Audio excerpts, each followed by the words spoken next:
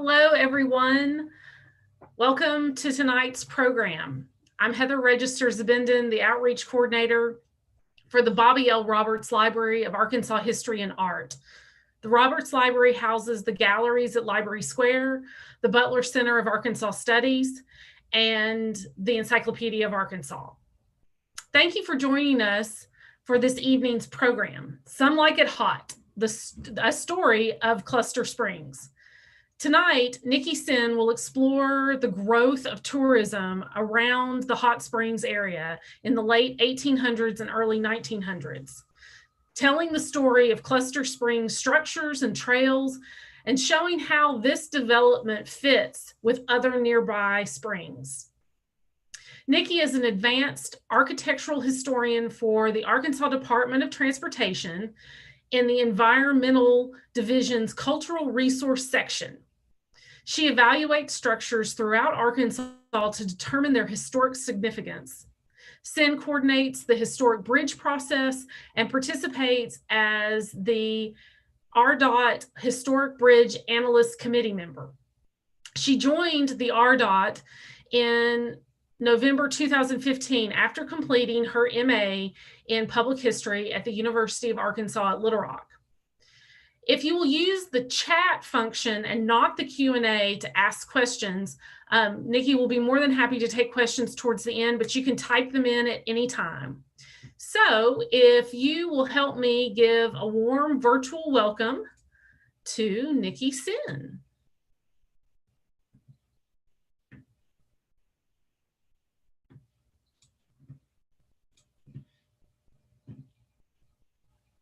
Thank you all. I appreciate you having me tonight, and we'll see if I can get through all this technology debacle. I'm sure Heather will help me out here. So we're going to get through this together tonight. I know it. Okay, I'm going to go ahead and start sharing my screen. Perfect. And show you some slides, and that way you have better visuals to go with what I'm going to talk about tonight. Well, let's see if I can.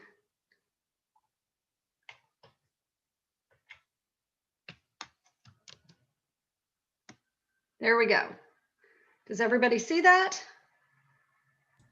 And I don't know yet. Did I turn off my camera so that I'm not in the way of my slides? No, you're still there, but your slides aren't.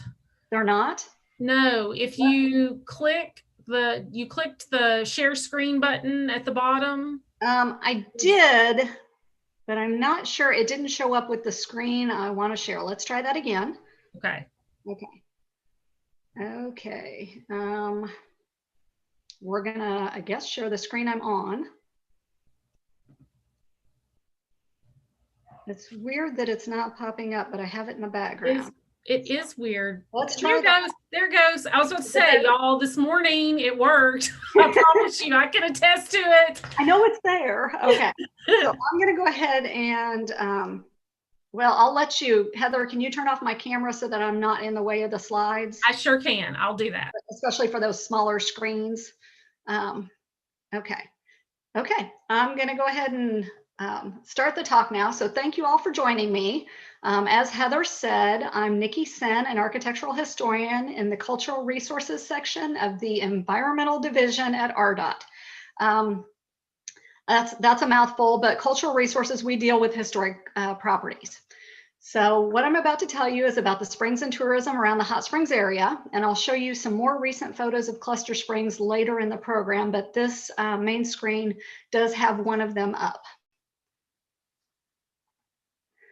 Okay, most of us know about the hot baths in hot springs, but little known cold springs also dot the area. And in this presentation, we're going to focus on one in particular. I'll start with a little background before we get into the details of Cluster Springs. So in 1832, President Andrew Jackson signed legislation setting aside hot springs land.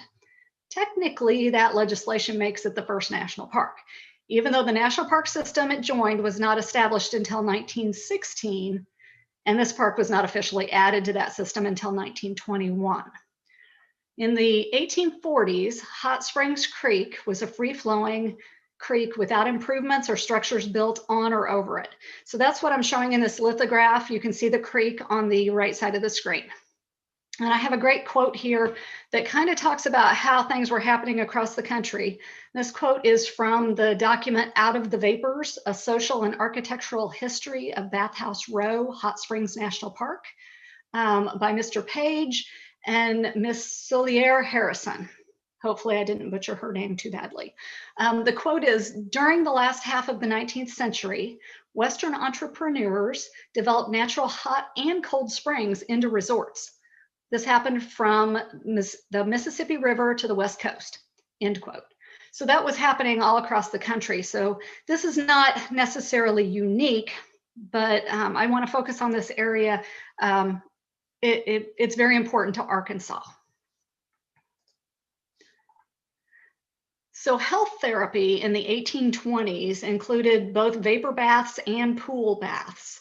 In the early 1800s, the bather would set their own regimen of what bath they wanted and how long they should stay in.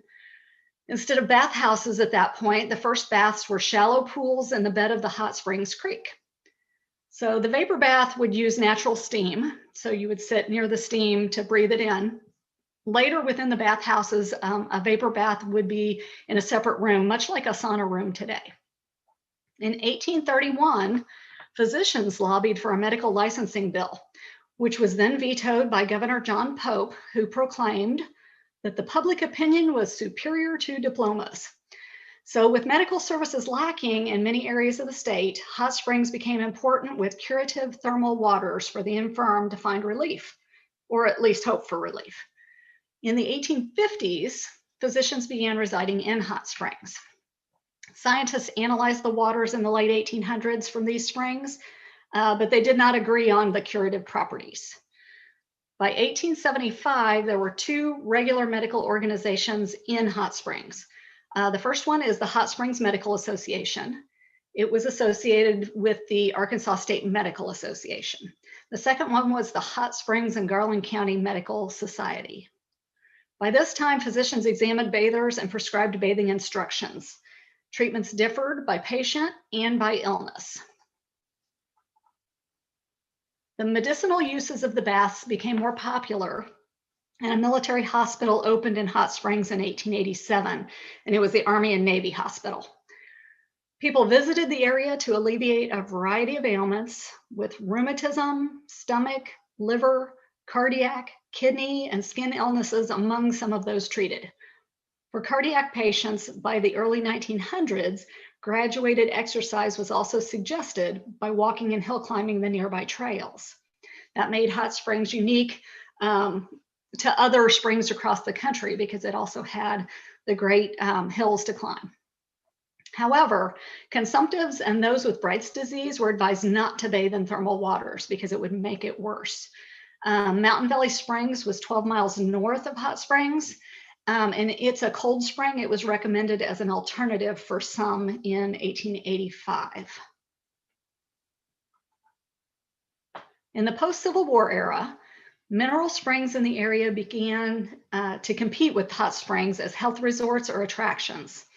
The Mountain Valley Springs Company that I mentioned was one of the most well-known, as it began bottling the cold mineral waters from the mountains and marketed these as a restorative drink along with regular baths in the city, rather than compete directly with hot springs. It was originally known as Lockett's Spring Water, since Benjamin Lockett and Son were the first to market the drink.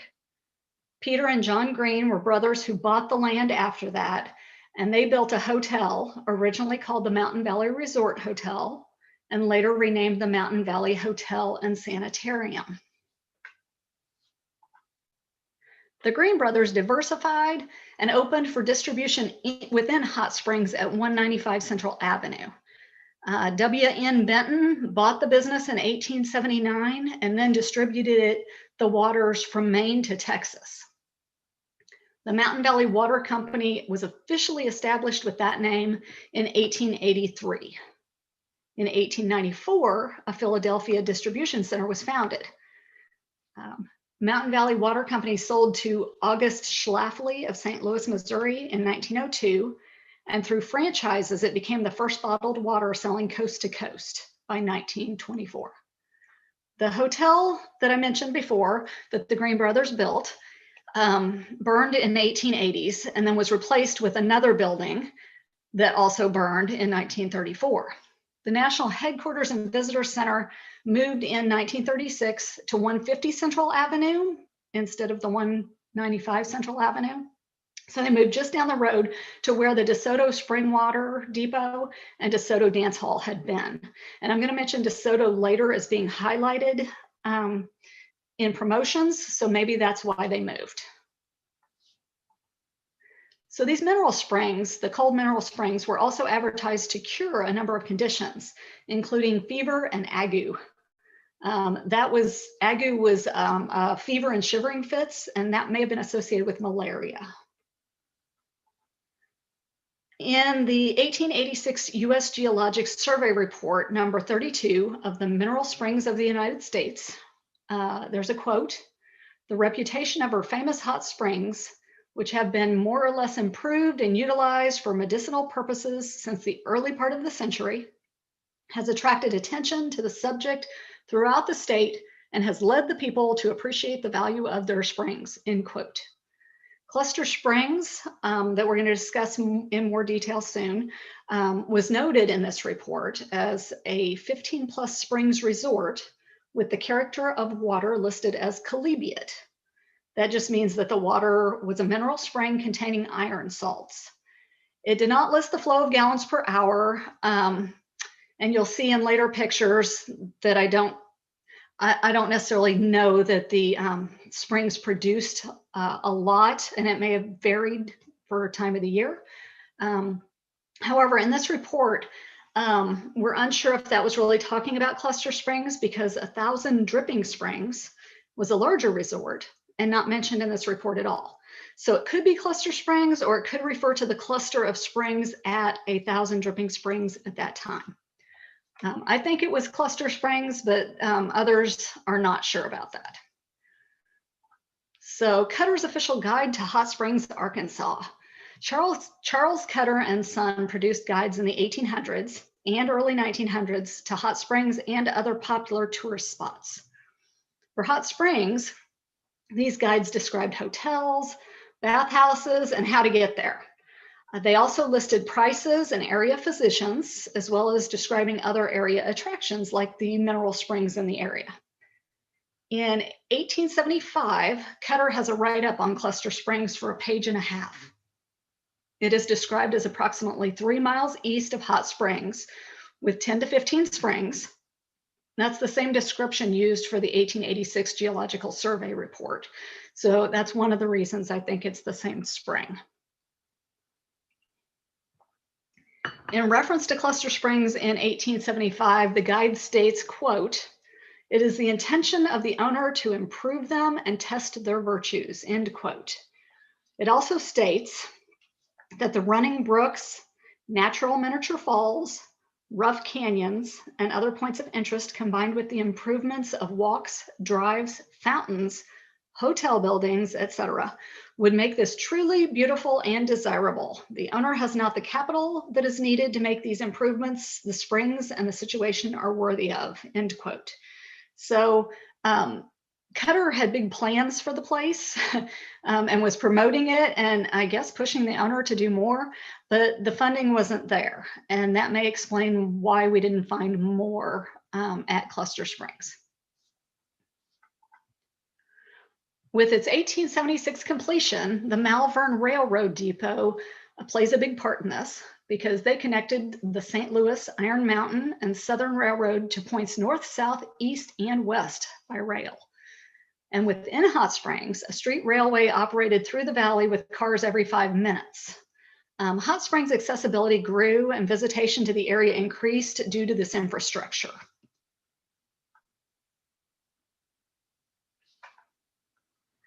By the mid-1870s, the area guidebooks, Cutter was the main one, but there were other books out there.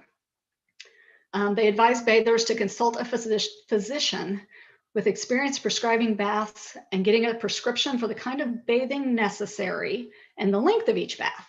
The average time in the water at that point was 6 minutes. In one guide to hot springs, approximately 24 physicians were listed in the 1870s. And along with prescribing baths, physicians also instructed bathers to drink the thermal waters. So thermal waters are classified as 85 degrees Fahrenheit or hotter. Anything less is just not considered hot.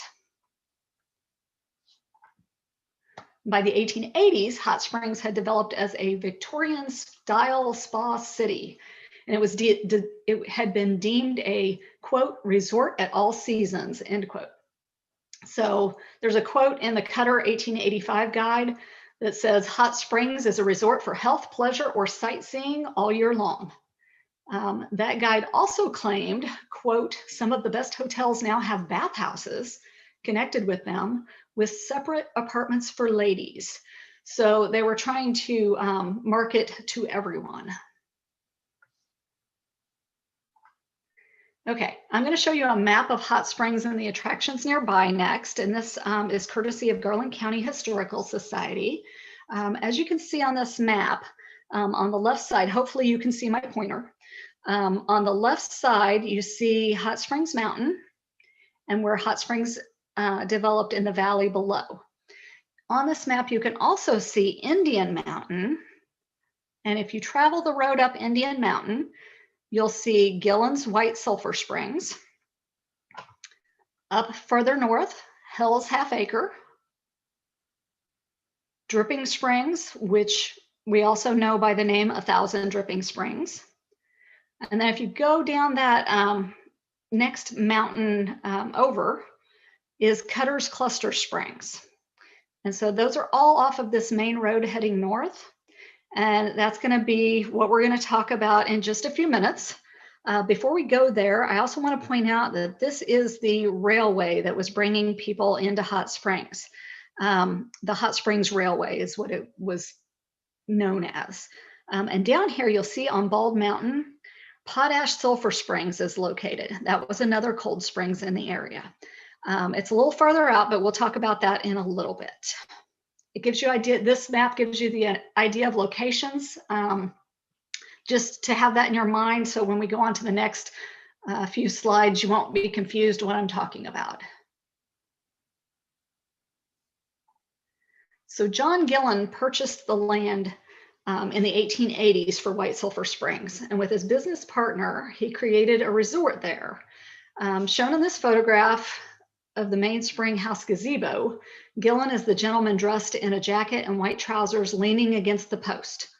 This photo was taken circa 1887 by Maggie Strock, whose mother is the lady in the long white dress standing by the spring in the middle of the gazebo. The water at White Sulphur Springs was analyzed as having carbonate of iron, lime, and magnesia, along with traces of organic matter, sulfuric acid, and free carbonic acid, according to the Cutter's 1888 guide. Gillen and his partner, Mr. Balding, built the Victoria Hotel with the gazebo as the main spring house that we showed in the previous image. They built these to attract visitors to White Sulphur Springs. It drew visitors who desired to avoid the crowded and sometimes dirty areas in hot springs around that time that were near the bathhouses. A stay here was $2 per day and $8 to $10 per week.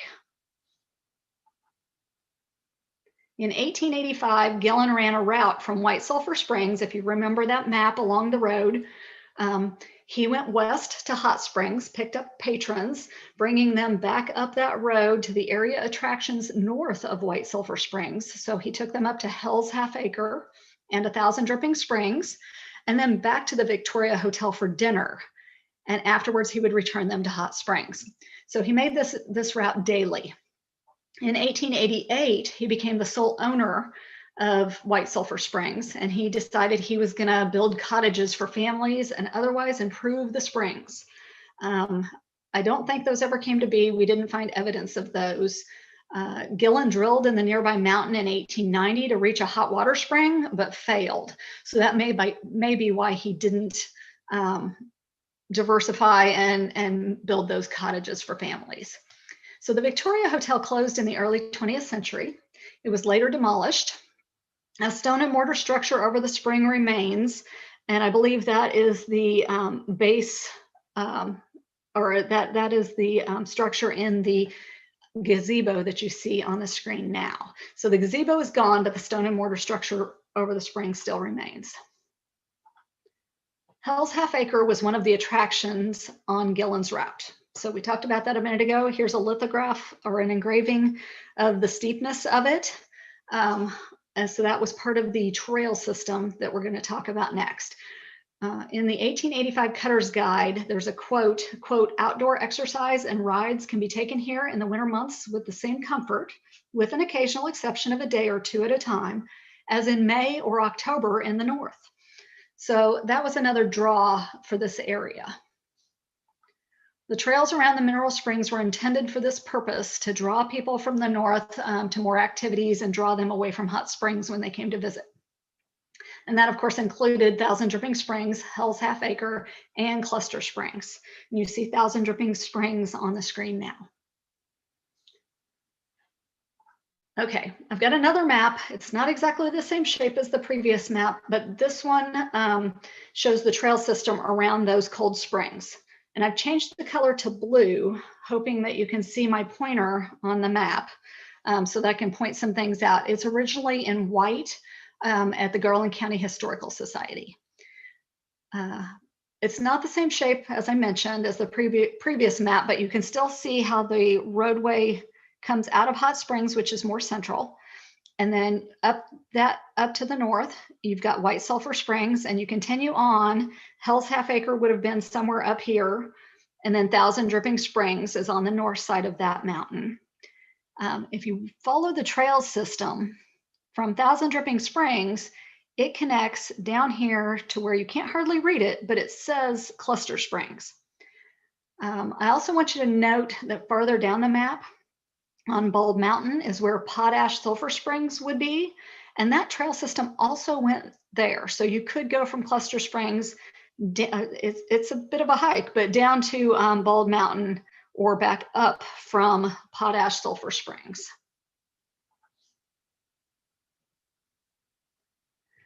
So Potash Sulphur Springs was a resort that was a little further out. It was 7 miles east of Hot Springs instead of the 3 to 4 that the others were. It was 1 mile from the Lawrence Station on the Hot Springs Railway. Dr. Fairchild owned Potash Sulphur Springs, and since he was a doctor, I think that gave him a little advantage. He has a quote in an advertisement that he says, quote, "There is no known remedy so efficacious as this water," claiming that Potash Sulphur Springs was the best. And as a doctor, people were looking to doctors to figure out which would have the curative properties they wanted. So this resort had its popularity in the 1800s and early 1900s. It had a 2-story hotel with a dining room, a bowling alley, a billiard hall, shooting gallery, tennis courts, and riding stables, as well as the bathhouse. So it was also noted as serving native wine to the guests. So they used all of that to attract people to Potash Sulphur Springs that maybe were headed to Hot Springs area. Okay, we're finally getting to Cluster Springs that this story is about. It was known by several names over the years. In 1897, it was known as Courtney's Cluster Springs. It was noted as 3 miles east of Hot Springs on the west side of Cutter's Mountain. And that was in the Cutter 1885 guide. That guide also said, quote, "At the cluster, there are 12 to 15 springs within a circle of less than 100 feet. And within 100 feet on each side are many more." So that was in the 1885 Cutter's Guide. So Cutter claimed the location was the best for a resort outside of Hot Springs. It was accessible by a natural road, only a few hundred feet from a main county road leading to Hell's Half Acre and Thousand Dripping Springs. So location was ideal. In the 1885 guide, Cutter also predicted that an incline railway from Cluster Springs to the summit of the peak would be an observatory. That's a notable tourist attraction, but it didn't come to be. So he was predicting something that the owner apparently didn't have the funds for. Cutter also claims, quote, A beautiful and romantic bridle path will be made to the top of the mountain and down the east side by a rocky cliff, a waterfall, and into the valley of Gulfa near Hell's Half Acre. It was planned to be no more than 1.5 miles long, and although it should require good horses and experienced riders, it could be done safely, an enjoyable ride. So keep that in mind for later when we review the recent photos of Cluster Springs, and you'll see parts of that trail, or at least what I think he was talking about. By 1885, the US government walled off and arched over Hot Springs Creek on the east side of Hot Springs Mountain Reservation. You can see in the left photo, Magnesia Spring that was on the Hot Springs Creek, and it does have some improvements. It has a walkway to it across the creek, and it looks like a cutout in the rock, so you could use the springs. And then on the right side, you're seeing Magnesia Bathhouse that was an improvement built over the spring. So other springs were also being given structures around them, although some were much simpler. Cluster Springs was no exception. The trails alluded to in the Cutter's Guides to Hot Springs in the 1880s were built, as well as structures around at least 5 of the springs or seeps.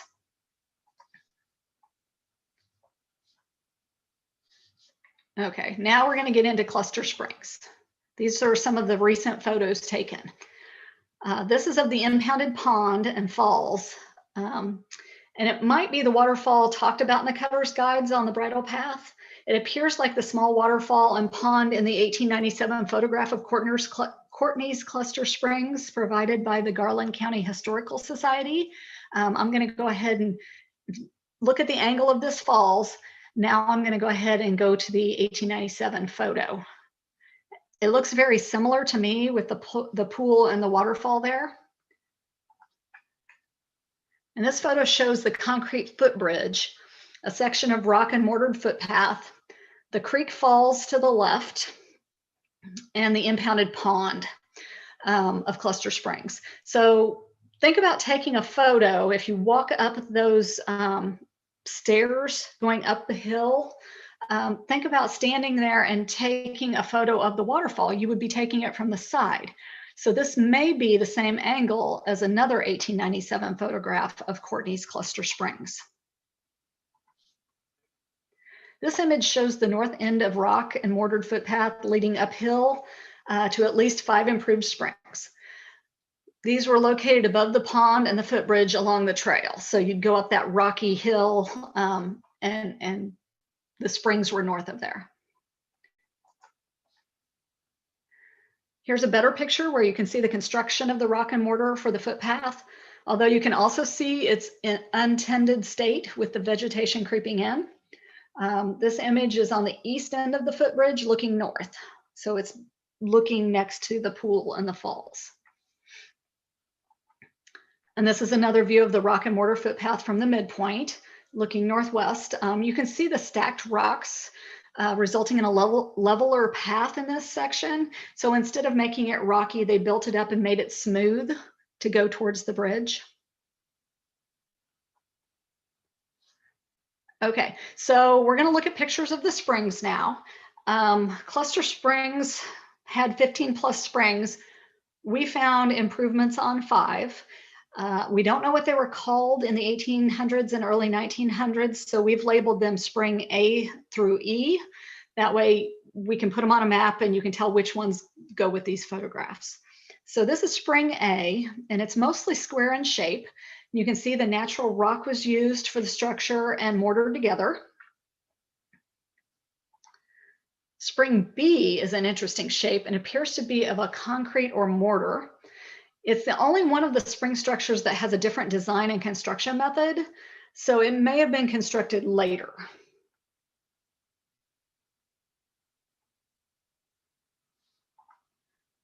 Okay, the next slide shows spring C, and you can see that rust-colored water, and it was in the previous slide as well. So we talked about the iron salts in the water, and I assume that that chalybeate water is the reason for the residue and coloring left behind. Again, on this one, you see the square man-made rock and mortar structure around the spring. That's the same design as spring A. This image shows how close springs B and C were together, but how different they also are. Spring D is also constructed similar to A and C, so that has that same square shape and rock and mortar materials. And this is spring E on the west side.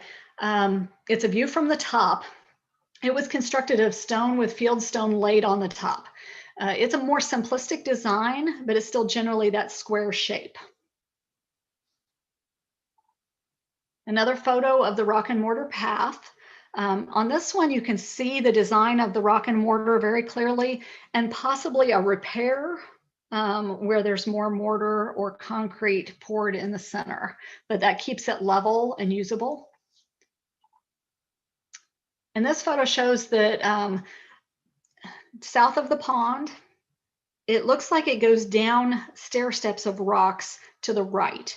So that does look man-made. It doesn't look like they've fallen in completely, even though there is a little bit of slide there. But they do look like built stairs going down to a more natural trail on that end. And here we're on the footbridge looking back at that part that we just looked at. You can see where it joins the southwest end of the concrete footbridge. The concrete bridge was mortar, has the mortar and rock paths on either side, but it is fully concrete.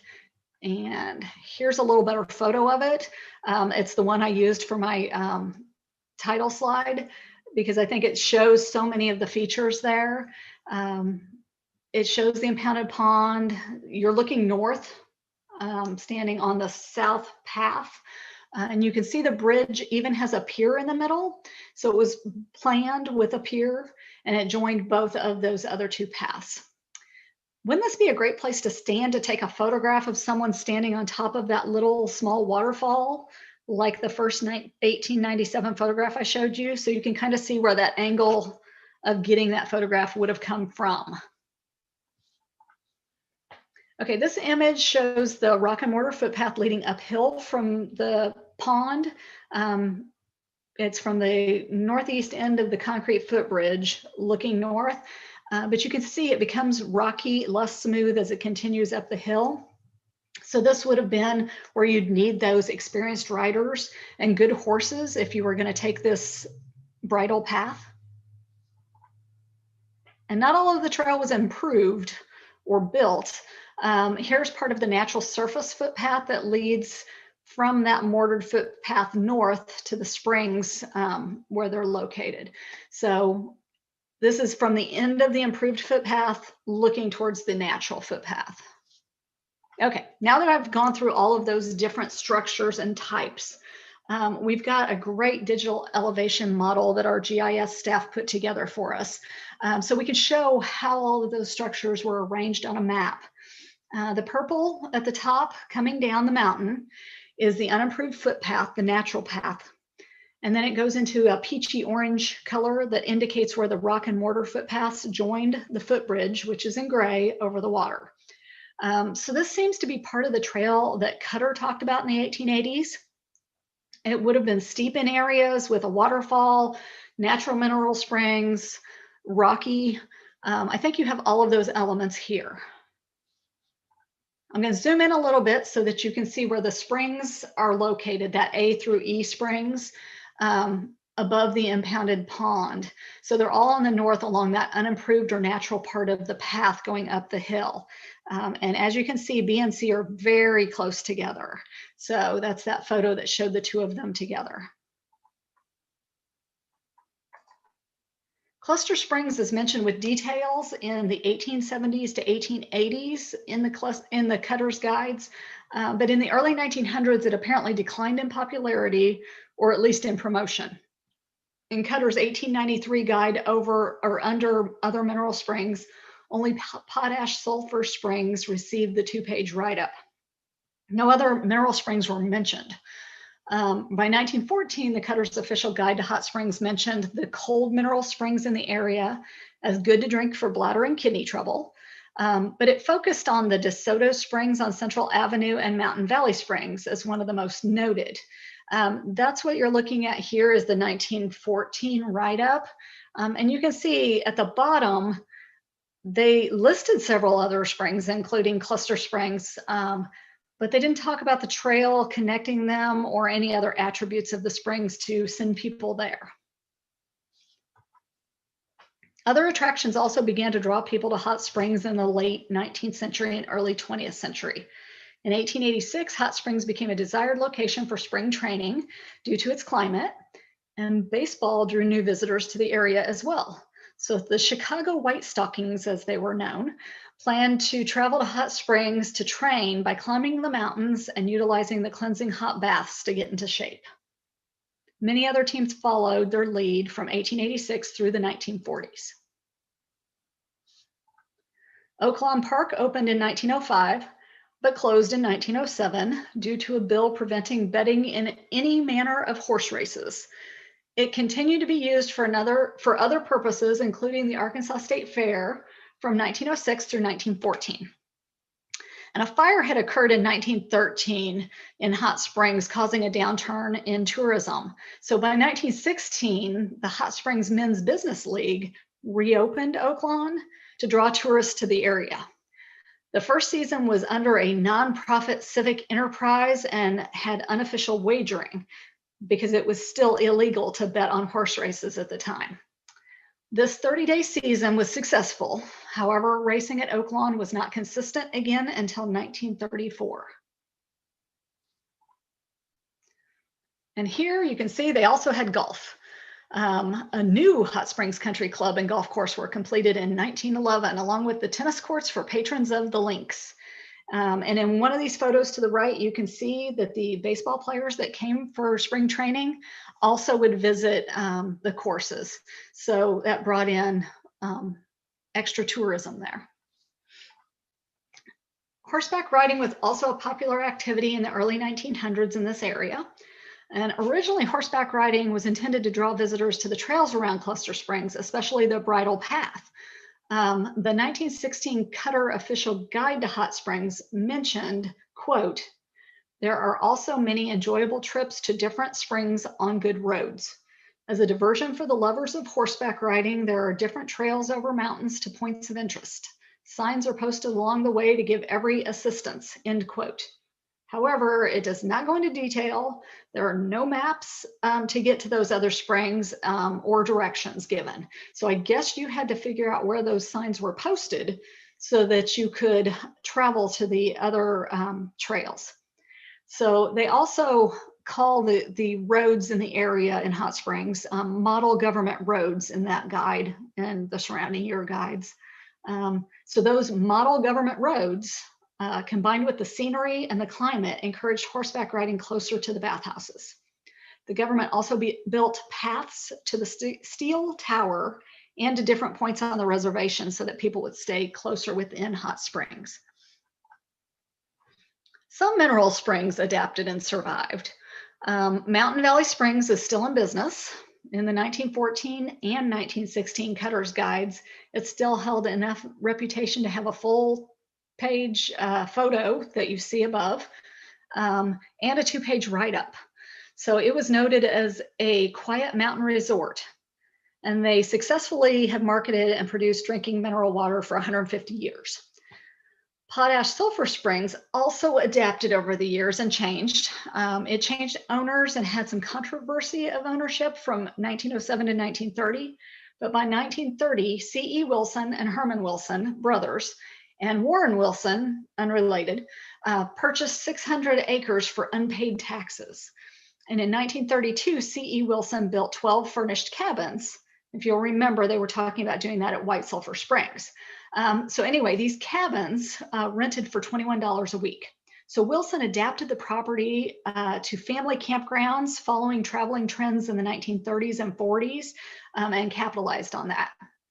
The hotel was raised sometime after that.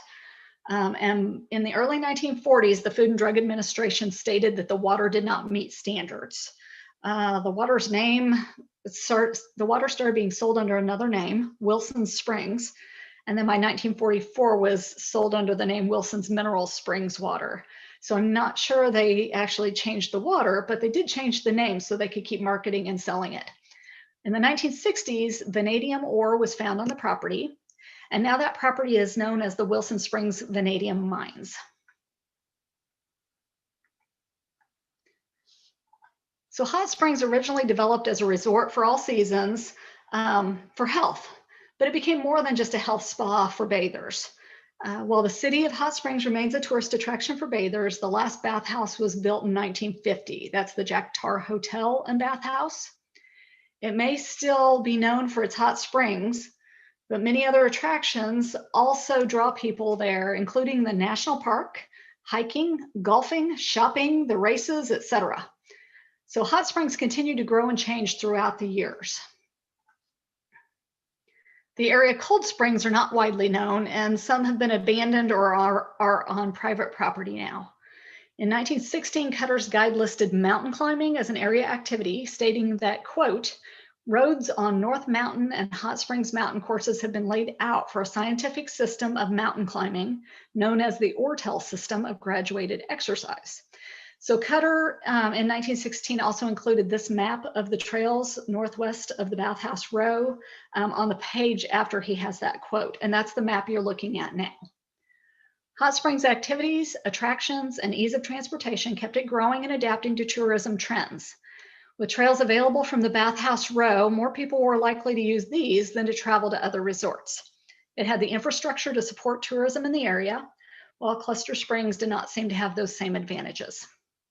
Thus, my title, Some Like It Hot, Hot Springs thrived and Cluster Springs, a cold spring, declined. So you may have been wondering this whole talk why I'm the one telling you the story of Cluster Springs. As stated earlier, I work for the Arkansas Department of Transportation, also known as RDOT. RDOT is currently constructing a bypass on a new location east of Hot Springs in Garland County, and that connects Highway 70 East to Highway 7 North.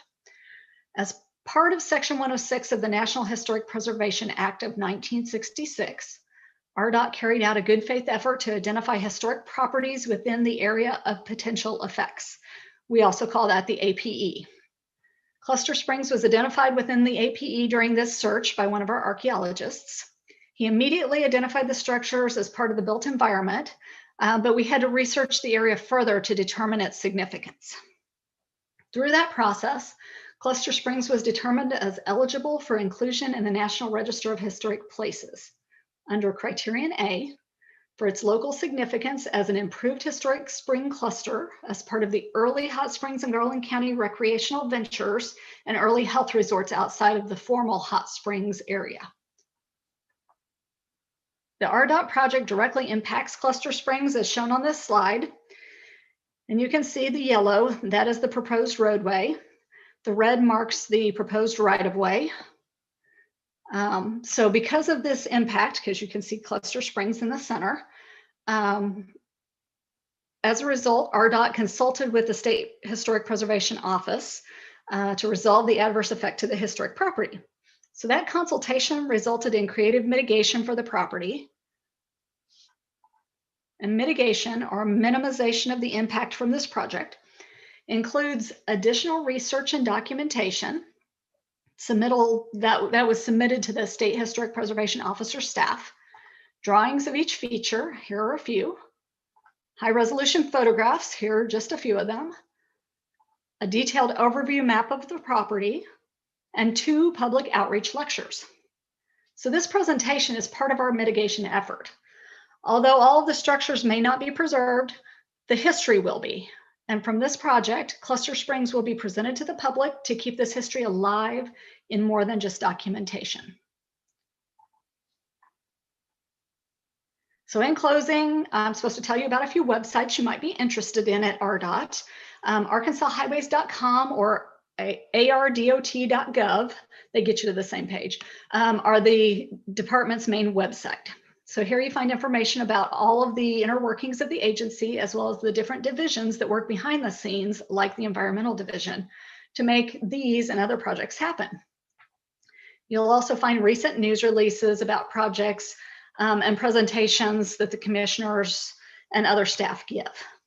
So the Connecting Arkansas program.com is also out there, and you can find up-to-date status reports, maps, projected timelines for project development. Vimeo.com, where we share project-related videos produced by the department. And for the latest travel and construction information, always be sure to know before you go. Check out iDrive. It's iDriveArkansas.com. You can find it at Google Play Store or the iTunes Store. And for late-breaking information about things happening throughout the state on the highway system, you're encouraged to follow us on Twitter. So the handle is @myrdot. Okay, that is the end of my presentation. And now I can take questions. So I'm going to unshare my screen, if I can figure out how to do that. And get back to video. Okay, now we're ready for questions. Yay. Thank you so much. That was fascinating. You know, I mean, I've been to Hot Springs a million times and, you know, done Bathhouse Row or gone to the Arlington and stuff like that. And, you know, done some hiking, but you don't get the full picture of how big, you know, how many springs were around the outlying Exactly. Yes, exactly. Yeah. And mostly because they're marketed to keep you closer to hot springs. It's a great marketing ploy that kept the visitors there, spending there, and kept it growing. So yes. And I can highly recommend the iDrive Arkansas app. We use it all the time. Well, when we went places, we use it all the time, and it's great. It really, I mean, you can save time. Yes. So we have a couple of questions from some participants. So Cody Berry would like to know, does RDOT have any searchable records or a database that historians can use? No, we really don't at this time. I've spent my 5 years there trying to figure out where all the information is. We do have the construction records in microfilm, and we have a microfilm room. So researchers can arrange to come and look through our records. However, they are arranged by job number. So you have to know the job number to get the information. So it does get a little tricky. I don't mind helping people if they're looking for something in particular, try to figure out what job number it is, and then they can come and research. I'm not sure if we're open right now for research. We do have limited staff in the offices because of COVID. And I'm not sure when that will change. I assume sometime in 2021, we will get back to whatever normal is. Right. So yes, we do have some records, but if you're looking for historic bridge information at any point, contact me because I'm the main point person for that. Great. Yes. You know, I'm laughing with you at that whole job number thing, you know, that, I mean, and that makes total sense. Yes. That they would do it that way, but you know, historians, we want an index. Right. And the engineers, they do everything by job number, and it makes total sense to them. And but we don't really have a listing of what those job numbers include, like archivists would put together.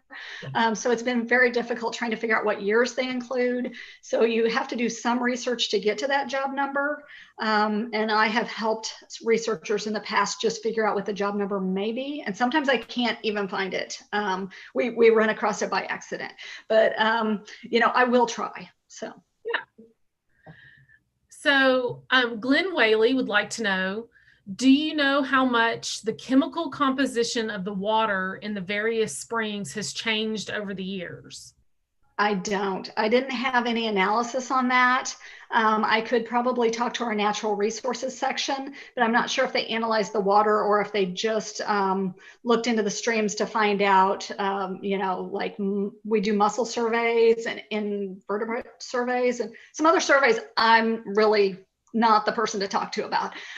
We also look for plants and look for endangered species of all types. So they would be the ones that might know more about that. And I can find out if you would like me to get back with you on that. We can, we actually know somebody who does the mussel surveys. His wife works with us. So, oh yeah, Nikki. You can ask her, Nikki. Yeah. Yes, Yes, we can pass some of that along. Yes, I would be happy to pass along that question. And if you just want to throw in the chat box to Heather that you still want that information or don't want that information, and we'll follow up. Perfect. Yeah, I thought about that earlier when we were talking. I thought, she knows Mickey. Then Cindy Harris says, does the hot springs have radon? I was doing a class to keep my NC real estate license. In that, it says it was known for radon. I grew up on the water. I mean, I assume so. They did have in some of the reports in the early 1900s to mid 1900s that there was some radioactivity in the reports, but I'm not sure how much they were looking for radon at that point. I didn't see those words. That doesn't mean it's not there. Right. And I'm not sure even where to find that information if it wasn't in the history, because that's my forte. So if you need me to try to look into that, I can maybe look into that, but you might have better sources elsewhere, like ADEQ or someplace like that. Mm-hmm. Yeah, definitely ADEQ would know.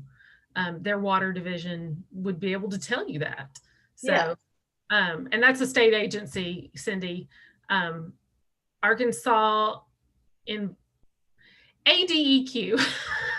Arkansas Department of Environmental Quality, maybe? That sounds right. You got your letters in the right order. The letters are there, so I think that's it. But it is, if you type in ADEQ. I know where it is. It's out by Maumelle. I know. Right. I can tell you how to get there. Not that anybody's there to help right now, but true. Yeah, they should be able to tell you. Cindy says, my parents put it in a bottle when I was an infant. So they've saved it all these years. Oh, that's awesome. Yes. Oh no, put it in my bottle. So she drank it in a bottle when she was an infant. Oh, so, okay. Well, maybe it was medicinal. Yeah. Everybody needs a little radiation, right? They weren't sure about the curative properties. So it could have been. A lot of people believed that the springs would cure them and did get relief from the springs. And that could have been a variety of different reasons that they got relief. So yeah, we're going to go with curative. Sorry, Cindy. Cindy's had breast cancer. So I would talk to ADEQ definitely and see if they've had any, if they know anything, but no, I don't know. They might have some reports on that. Yeah. Mm-hmm. Yeah. Well, that is all our questions for this evening. Thank you so much for doing this. This was fascinating. So much for having me. And I mean, it helped us with our mitigation. We want to get the history out there. So tell your friends. It'll be on the YouTube channel, Heather says. Yeah, so I did forget to say that when we started. This is live streamed to YouTube, and so it'll be on YouTube. You can actually search for Cluster Springs on YouTube, and it'll be up as soon as we finish. So even if we didn't have a lot of attendance tonight, I still feel like we're reaching a very broad audience for quite a while. So we've gotten that history out there, and please share. We will. Thank you very much, Nikki. I really appreciate it. For everyone that's watching, this is the end of our programming for this month. So we're looking towards December. Thanksgiving's just next week. So in December, we will have Legacies and Lunch on the first Wednesday, Finding Family Facts on the second Monday, an oral history workshop on the third Tuesday, and second Friday art night. See, we try to put stuff in specific weeks so then I can just rattle it off. So please check our website at robertslibrary.org for all the details. Thanks, everybody, and have a great night.